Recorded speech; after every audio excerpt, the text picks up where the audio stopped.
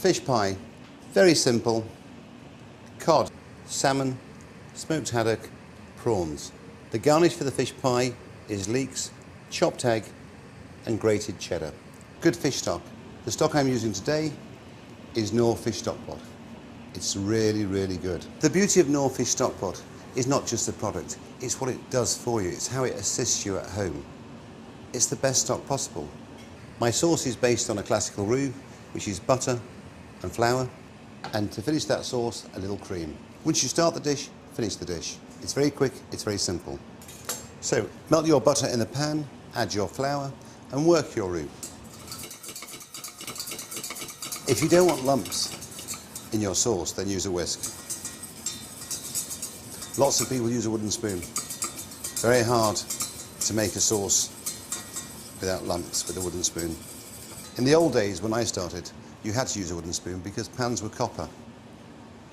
So you had to use a wooden spoon, otherwise you wore away the tin on the sides. So as you can see, I'm starting to add my stock little by little. You whisk it in to incorporate air into it. By incorporating the air, you break down the starch. You work it. You give it that creamy texture at the end. As you can see, it's not a big job, but it's a job that needs mothering. In with the last of the fish stock. As the heat comes into the stock, the sauce will start to thicken. What you want is a sauce which is light, but still with texture. If you think of those classical sauces from years ago, they were just too heavy.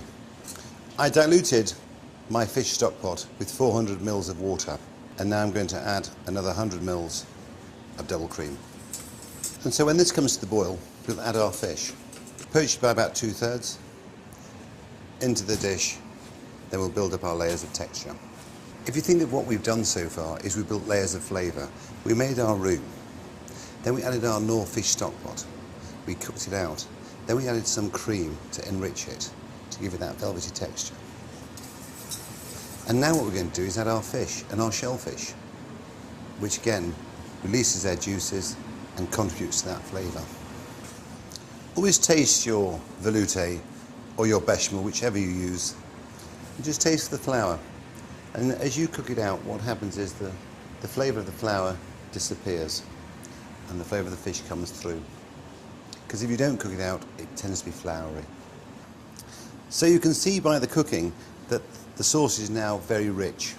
We add our cod, we add our salmon, our smoked haddock. So you now gently poach your fish in your sauce. Take our shrimps, and again slowly work them into the sauce. What really shows off the texture of the sauce is the way it coats the fish. So now transfer it to our pie dish. Then we take some leeks, which have been blanched and dried. When I was talking earlier about building layers of flavour, we're now building layers of texture. Not everybody likes eggs in fish pie. I always believe that a fish pie without an egg is not a fish pie. Nice and traditional. Then what we do is take some mild cheddar. Again, there's no real recipe, it's your choice. There's no rule saying you have to put eggs in. There's no rule saying you have to put leeks in.